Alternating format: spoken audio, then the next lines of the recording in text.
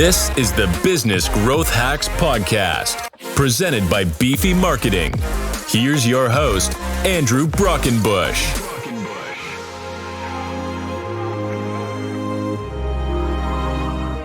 What is going on, small business nation? You'll notice that Andrew is not here today. It's because the pollen trees here in Texas have released everything that they have, and our noses are suffering from it. Mine's a little bit better than Andrew's, so I didn't want to leave our wonderful guest today waiting on us for another week. So here we are with the wonderful Kate Padilla. She is an awesome realtor and serial entrepreneur. But before we get into that, I think we need to break some ice tackling the real issues of today. And that question would be, what was one of your favorite shows as a child? Oh my goodness. So being of the age that I am and of the Disney Channel generation, I watched a lot of Lizzie McGuire and all those related. Yeah. Yeah, the big, what was it, the ABC Saturday Morning, the big thing with Doug kicked it off and all that, and Lizzie McGuire was in there? I remember that. Yeah, somewhere in there too, yep. Yeah, I remember that. I almost asked, instead of, favorite show, whether it was animation or live people, because I also was a kid in the 90s, so kind of grew up throughout that Disney boom there. And we had a mix, I think, of animated and live action shows, and I think live action kind of took over a little bit there. Well, maybe cartoons coming back now, but my favorite show, I was kind of weird. I like to watch PBS, and I really loved Jacques Cousteau's Underworld Adventures. I don't even know exactly what his show was called, but it was the Jacques Cousteau Deep Sea Diving. I was glued to that every day. I would watch that show. Yeah. So that's a fun one. But I also enjoyed those Disney shows as well. There's some classics that came out of that era for sure. There are some classics, and it's fun now being an adult and having kids that are watching some of the shows. Yes. We're playing classic Looney Tunes for them. Original Space Jam is one of their favorite movies. Oh, yeah. So being able to re-experience them with your kids is kind of fun too. That is kind of fun, especially now they've kind of done some resurgence of some of those shows too with an updated version for now. And that's fun as well because there's nostalgia in it as well as something new to watch. So I think it's a great angle to take. And I think that's a great point for us to spin off into who you are. Kate Padilla is a realtor and real estate investor in Spencer, Iowa. And as an investor, she went from 0 to 30 doors in rental properties in only 8 years. And that's a lot. I couldn't even imagine having one rental property. So we're going to have to get into that a little bit. And as a realtor, she continued to double her revenue year over year for 3 years. And now she runs 4 businesses from home while raising 3 children. And she probably you have to have big plans for the future with those 3 little ones under you, correct? So welcome to our show, Kate. It is great to have you here. I can't wait to get into this today. Yeah, absolutely. So do you want me to just kind of talk about? I was going to say, so you got 4 businesses. If we want to start there, that serial entrepreneur angle, what are your 4 businesses that you have? Yeah. So our first one, kind of our biggest one at this point is the rental management. Right. Like you said, we started in 2015 is when we got our first rental house, and it was kind of spurred on by my father-in-law. Actually, we had just bought our house the year before, just had our first baby. And he's like, I want you to buy a rental house. I'm like, yeah, it's in our 5-year plan. And he's like, no, I want you to do it this year. I'm like, okay. So he did help us. We had some help with the first 2 buildings we bought. That rental house was the first one. It came with a renter, which is great. And then we haven't had a ton of turnover with that place, which is fantastic. We still own it. We still own all of them.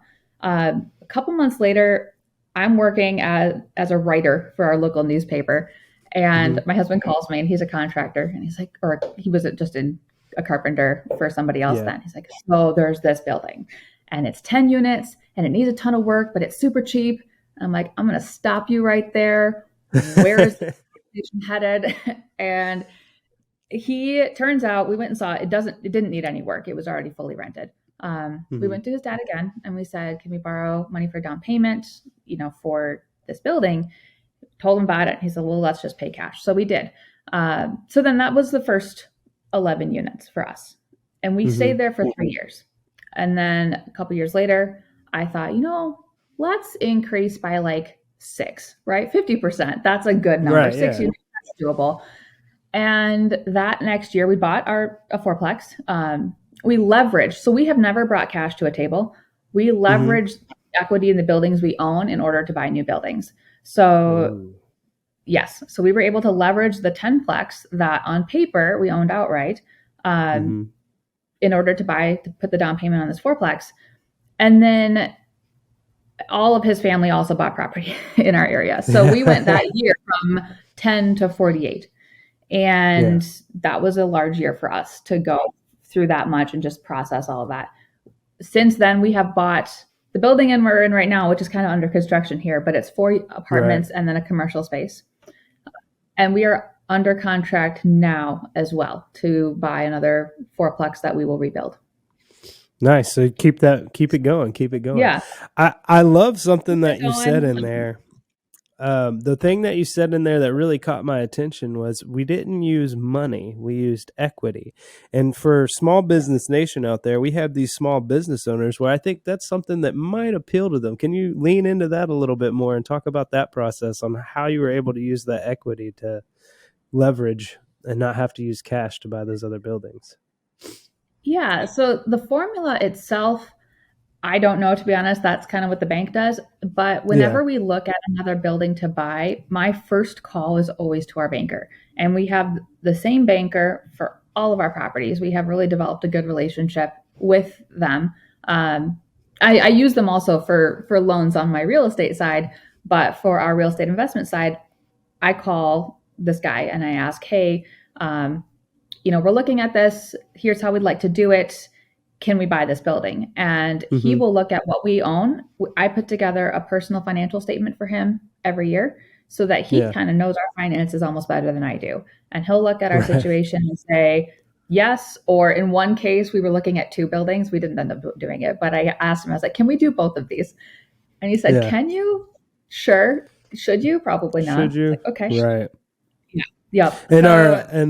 And the episode we just filmed, the hack was that make sure you look at the downside of those opportunities. So I love that you brought that up here because, you're weighing these opportunities and can we do this? Well, yeah, but should we do this? I love that because that's something that I know our listeners need to be reassured of, because when you're in that place, it can be so, what do I do? What do I do? Yeah, exactly. Yeah. And so I love that you said that. Yeah. This one that we're buying now is a little different because the buildings that we bought in the past they've been finished, they've been rented. We've just been able to leverage that equity into a down payment, be done. And then we sign the papers and it's 100% loan to value, all of that. This one, we're doing a construction loan for. So we are going to be cashing out some of that equity to use periodically over the next year as we rebuild this fourplex. It'll look a little different, but we are weighing the options between keeping it once it's fully full and finished and full, or flipping it once we're done with it in a year or two. So. Yeah, that's a great way to look at that too, because one of the questions I have in here, and I guess I'm going to go ahead and just go there since we kind of went there. It's about how a business can use real estate to leverage growth in their business. Even if, let's say, you don't need a meat market, like you're buying an old meat market. You don't need that building per se for yourself, but you may be able to rent that and create capital that will, you can then use that as equity to go get the dream building that you want. Or you could do something like you found a building that needed some work. Well, let's get some money and build it out to what we want it to be. And, we just did an episode with the Economic Development Committee here in Tomball, where we're based out of Texas. And I think it's important to bring up here to small business owners that make sure you're getting plugged into those communities as well, especially as a renter. You as a landlord, you really want to know who's new coming into town. And the best way to know that is through those relationships with those chambers of commerce and economic development committees. So a little shout out to the EDCs right now. I want to encourage you guys to go check them out. And getting back to real estate with you said something in your website that made me kind of laugh because you are a realtor. So Yeah. you're dealing in brick and mortar. But you said that a realtor doesn't need the brick and mortar to be successful. Now, I know what you're saying, but would you like to speak to that a little bit for our audience to clarify why a realtor doesn't need brick and mortar when they're selling brick and mortar? Yeah. So I work with a cloud-based brokerage. My brokerage is called EXP Realty. It's international. It's huge. But because of that, and the reason I chose them initially is kind of as we kind of got into, we have a lot going on in our life. So Of course. I needed something that I could work from home, and I needed to be able to just walk down to my home office. My kids are still home, summer break. They're going to be home throughout the year. Mm-hmm. And just be able to plug in and not have to be like, okay, here I am, realtor Kate. And then I have to leave my office to go be landlord Kate. And then I have to go be, wife Kate and mom Kate and homemaker Kate. I can do that all from the same place. And that is because I just log on my computer and I'm at my office, which is great. I also work with a lot of out of town buyers. So I would say I did about 5 or 6 deals last year, which I'm not huge in any one thing, that we kind of approach how we do life as I don't need to make $100,000 or whatever salary from 1 or 2 incomes. We can have 10 incomes, each with 10,000. That's smaller for each one, but we have several.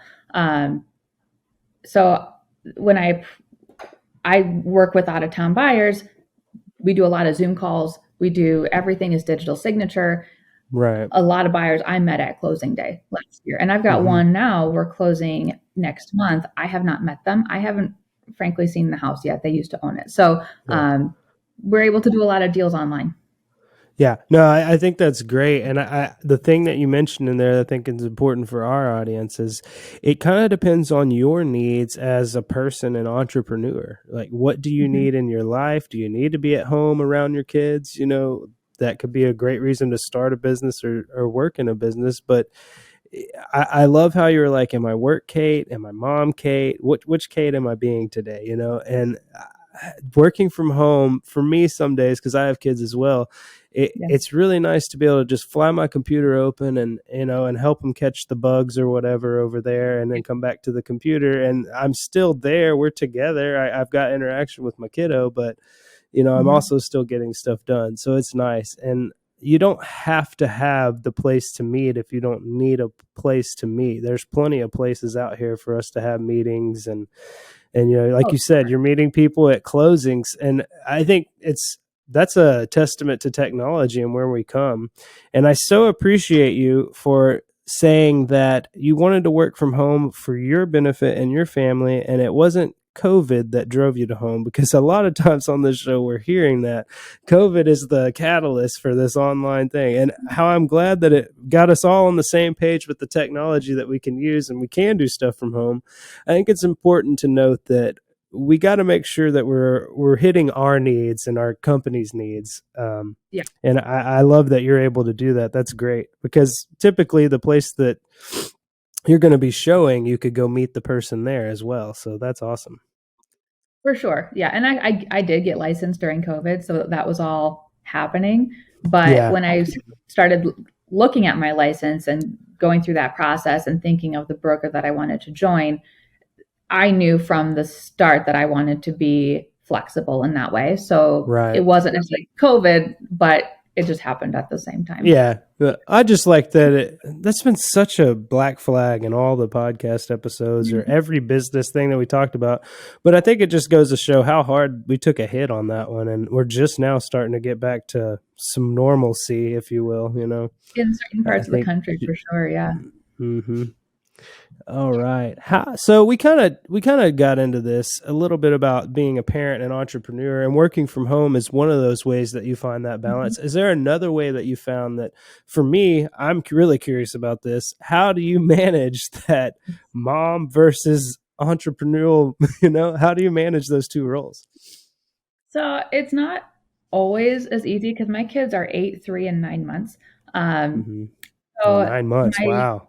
Yeah, she's a baby. I take her a lot with me. So I'll often show up to a showing with a baby, and I have never had anybody say anything negative. In fact, a lot of my clients love having the baby there, and she just hangs out. She doesn't really interrupt anything. It just kind of, she's there. My 3-year-old, I cannot do that anymore because it's less than compliant. But he that does attention go span starts to matter there at 3 years old. That attention span, can't quite keep them as occupied as easily. No, not so much. But he does go to daycare 2 to 3 days a week, so that's helpful. My husband also works from home now as well, and that's been the last couple months. So, like this, for example, I'm in our downtown office space. It's not built out yet, but I was able to leave and come here, and my kids are home with dad. So that's helpful. That way you could have a quiet place to do an awesome podcast. I appreciate that. I appreciate that on my end. That way I don't have to cut them out. I wouldn't mind if they were here either, but I do appreciate not having to cut them out in the background. Yeah, we have a few clients that occasionally, and even my own child has sat through a podcast episode playing on something in the corner. But it happens. And I love that though, because it helps build the culture, especially the entrepreneur culture. Because I can't tell you how many times in this show or in our other show, Small Business Origins, where we kind of just talk about how you became an entrepreneur on that show. This is a little more focused to the tactics in that. The other one's more about the story. But anyway, on that show and this show, a lot of the origin stories that we hear are about my dad or my mom took me with them to do this thing. And a lot of times it's not even the industry that they're in. It's something completely different, but they learn some of them entrepreneurial foundations, values, way of thinking. I'm not exactly sure how I want to word that, but I think you know what I'm saying. There's something about entrepreneurs that's a little bit different, and we kind of we go after stuff. And like our last guest was saying,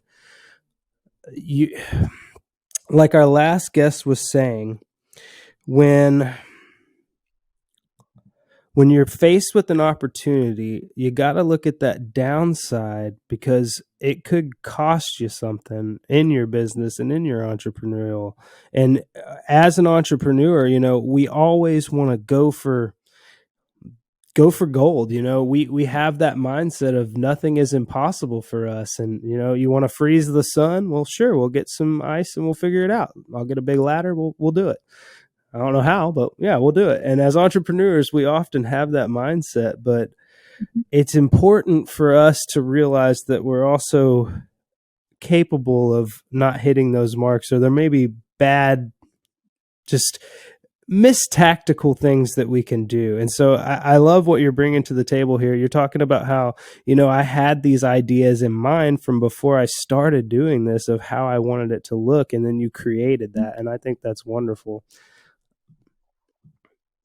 Yeah, it's been an interesting journey. We kind of do a brute force method, which we're really doing in one of our other businesses my husband's working on.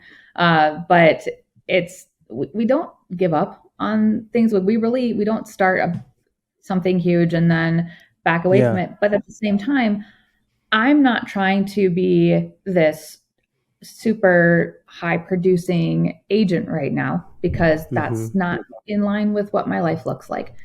But I'm setting the foundation so that at the time when my kids are old enough that they're all self-sufficient, I can then dedicate more of that time. But I've already built that base that I can then grow off of. So right now I'm here to build the base. I'm not here to do 100 deals a year. My goals are smaller because that's what my life is like right now. Yeah, that's so great. Like make realistic goals. This is exactly what we mean when we say this on this show is, what do you really want in life, and what are you really trying to get out of it? Because if you get, tons of new business, but you're tied to your business and have no time for family or friends, then maybe that's not the best position for you to be in. So really be really think about what you're doing, think about what you want, and realize that when you set your hands to something, that it's going to create something. And so really be intentional about what you're creating. Do you mind talking about some of the challenge? Oh, go ahead. What was that? No, I didn't. You're good. Oh, sorry. It kind of jumbled there. You know how the internet does. Oh, Can you talk about one of your biggest challenges? Now, I know that can be a little daunting, but one of your biggest challenges that you faced as an entrepreneur, or specifically in real estate? yeah. So time, of course, but that's everyone's challenge. For me, it's I'm a solopreneur. I don't have assistants. I don't really have people working for me. So I am all the hats at every time. And all right, some things solopreneurs, listen up right now. We're talking to one, all right? Yeah. So I'm really good at some things. I am not good at other things, but I will learn it. A challenge for me is honestly marketing. I love it. I can do it. For me, being consistent at the top of the funnel, if we look at kind of funneling your business down, I'm not great at the top because I have to have everything planned out. And if I have a plan in front of me, I can work towards executing it, but I need to plan things. Okay. So that's part of it. And then also just like finding the individual time to like, I only have 1 hour to do this. Okay. Well, then I need to do this in 1 hour versus I have the day. I found different ways then. If I'm looking at a challenge though, and saying, how do I accomplish this? You just kind of have to work through what your reality looks like and say, if I'm not good at the marketing funnel top line, because well, then what's in it for them if they see a social media ad and they click on it, then what? So where are they going? What's happening then? I have to then create the next level and then the next level. What I found I'm working on doing, what I found works for me and how I'm kind of approaching it is I'm starting at the bottom of the funnel. And I'm looking at how am I addressing and how am I nurturing the clients that I have and the people that I've already closed. All right, then what's next? And then what's next? And so I know I'll get to the posting consistently on social media, but I will have a machine built by that point so that when they click on the social media ad, then they're already in the system. Yeah, no, you say you're struggling with marketing, but it sounds like you got your plan actually in place. I think your plan's further along than you even think, honestly. Yeah. It's the details that are stressing you out. Am I right? Yeah. You kind of get some anxiety over, oh my goodness, everyone says I should be on YouTube and on Facebook and Instagram and all this, and I'm not. Right. But I can reach out to my email list. I've got 600 people on my email list.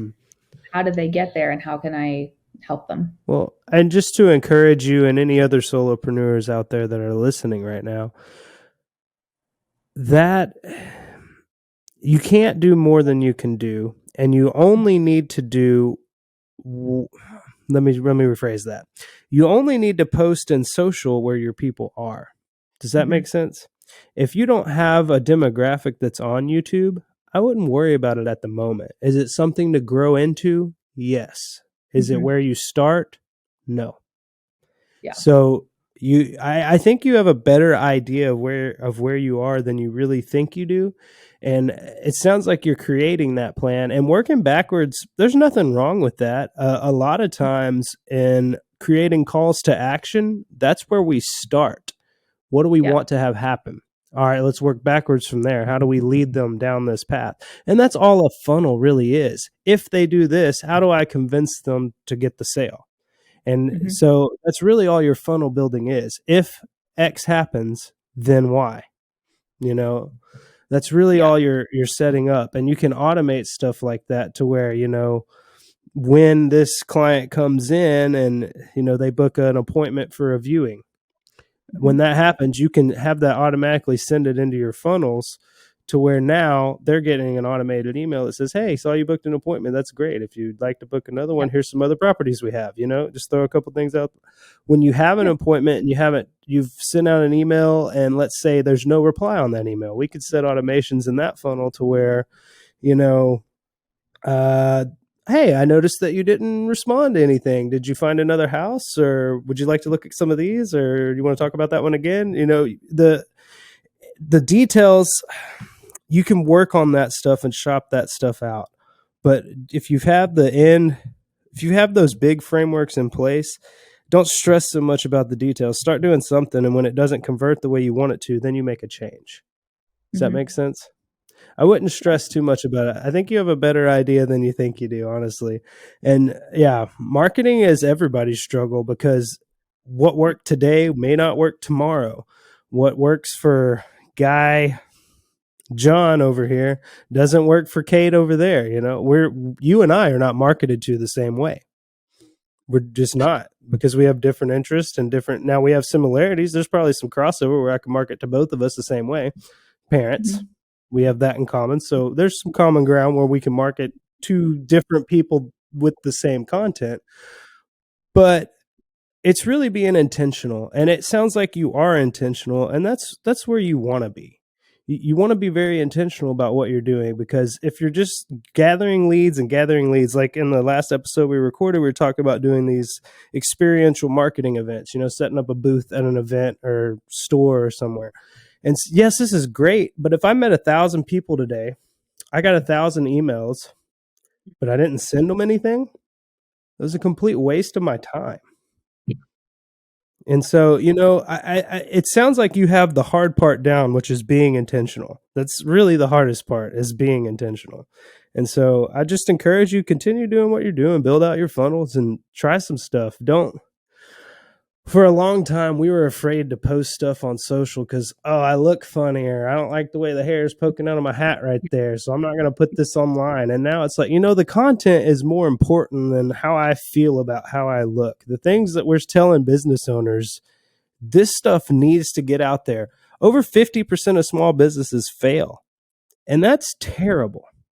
We need to help each other out. We need to talk to each other about how to do this thing, and we need to see small business succeed, or else the pricing models are going to get real weird at some point. Yeah. So I'll get down off my soapbox now. We can get back to Kate and realtor. I'm glad that you shared those challenges for me in that way too, because being vulnerable and talking about what bothers us is the only way we're going to grow. And so I really appreciate you for sharing that with us. We already talked about balance in life. It threw that question in there twice. I guess because you had 3 kids, I was going to ask you a couple times about balancing life and parenting. Yep. All right. Yeah. So here's a question about the real estate industry as a whole, and I don't know. I mean, I have a house, but that's about my extent with real estate, is getting that one house. So if you could clue us in a little bit, where do you see the real estate marketing? Where do you see the real estate industry going in the next few years? So it is first entirely dependent on the market, each individual market, because I'm in Northwest Iowa. I'm in a small town. What I noticed in 2021 and like all the real craziness that we've seen is we don't see the volatility. We may go up and we may come down a little bit with everything else, but we did not have houses that sold for $100,000 above appraised value. That just didn't happen here. Because of that, then we are not seeing a crash like they're seeing on other parts of the country. We stay pretty stable. That said, I mean, we did jump in 2021. We did jump quite a bit, but since 2021, we're within 1% or 2%. Before 2021, we were within 1% or 2%. The real estate market is always going to increase because it's a hard asset, and that's what hard assets do. So people worried about, well, it's interest rates are at 6% now, and they were at 2% 2 years ago.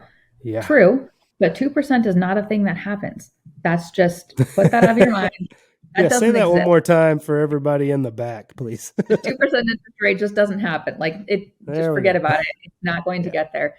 5% is still pretty good, especially when you consider, let's say, a student loan. You want to talk about another type of situation. My student loans were at 5% back when I had them. Now we're looking at a mortgage at 5%. We have no problem taking out student loans at 5%. There's no asset attached to that. You look at a mortgage at 5% and all of a sudden we're afraid. Well, we shouldn't be afraid because we're going to get the money out of it when we sell it. So, I'll speak to that too. I was totally scared going in and buying a house. Like, what are we doing here? There's a lot of numbers out here on the table, and what does all this mean? And probably signed 30 pieces of paper and I could tell you what 5 of them meant, you know? And it Well, was kind of a daunting task. it's a daunting task, but in part it's perspective, because when you buy a house, you're looking at a note for $200,000, whatever number you're buying. Right. And even if it's $100,000, you're looking at those 6 decimal points, those 5 zeros, and you're like, oh my goodness, what's going on? Versus $20,000, $25,000 student loan. You don't think in your mind when you're signing those papers, no, that's 4 years of $25,000. You just say, oh, $25,000 in student loans. Yeah, that's for 1 year. You did that 4 times. You're looking at the same amount of money. One just looks bigger because you're seeing the whole thing up front. Right. And let's spin this a little bit too. You consider your college tuition, your student loans, as an investment in yourself, right? Yeah, you do. And absolutely. So would not an investment in a property, if you can use equity to buy other buildings, would it not be an investment in yourself as well? Like you're kind of getting my gears turning over here. I'm a real estate mogul down here in Texas. Might call you a few times with some questions. It does. It has an impact on your net worth when you look through, because you don't lose the money. I mean, you pay off that mortgage over time and on your balance sheet. Yes, the debt comes out of the asset, but at the worst, what are you at? 0? You're no better than you were before you bought the house. So it looks like a lot, and it is a lot. And you do have to have some collateral. You have to have some foundation to stand on. But if you have a good job and you've got a good credit score and you're looking at renting because it's safe or buying a house, which seems daunting, you will be in no better or worse position. Well, you'll be on the balance sheet. You'll be in the exact same position you were beforehand, even after buying the house. But in 10, 20, 30 years, when that house is paid for, your net worth is going to be a lot higher. And you would be able to leverage that over time if you wanted to make some improvements, if you wanted to buy a rental property, that's income for you. Utilizing debt to grow yourself and grow your business, it's huge, and it's very much underutilized. No, definitely. It definitely is. And it's something that people definitely need to understand and operate in, because, we're missing out. We're missing opportunities over here. And so real estate might be a scary game. You might be saying as a business, like, oh my goodness, there ain't no way that we could buy this building right now. But I'll tell you right now, at Beefy Marketing 2 years ago, we were saying the same thing, and we're sitting in our building right now that we bought. So put your hand to the plow and set your goals, and the details, they'll stress you out, but you'll figure them out. Like if you've got your big, I would say it just increases your value for your time also. Like 4 years ago when we were both working, I was working from home 4 years ago, but my husband was still working a full-time job. He was making X amount of dollars per hour. Well, he shows up to work at 8 o'clock in the morning and he clocks out at 5 p.m. at night, and he gets a certain amount of money every 2 weeks for those hours. Now he works for himself. And even in the last 3 or 4 months, we've kind of talked about this last night. He's like, I think I've billed out the same amount of money that I earned all of last year, just in the last 3 months. And that's not including our rental income that we've got coming in. That's just his contracting job. And so not only is he able to bill out much more value-wise for his time, he was able to take off work on Wednesday around noon when my son got out of the last day of school and we all went out to lunch together. There was no way that he'd be able to do that 2-3 years ago, or he'd be losing money. And now he's not losing money. He's just showing up at a different time to the job. I love that you brought that up too, because that hits my heart as a dad and an entrepreneur. That you can afford to take off work. Like you hear a lot of times people, I can't afford to take off work, and whoa. Yeah, you want to be able to afford those kind of things, and you want to set yourself up for success, and you want to use every asset that you possibly can against you. So or not Mm-hmm. against you, but for you.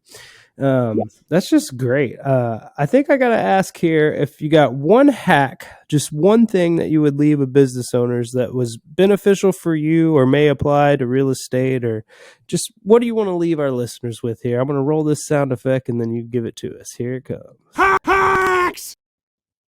My hack is a productivity tool that I have kind of worked through how I handle all the things we've got going on, and I call it looping. So I sat down, I made a list of every category of thing that I have to do, not every day, but regularly, whether it's budgeting, content creation, prospecting, cleaning my house.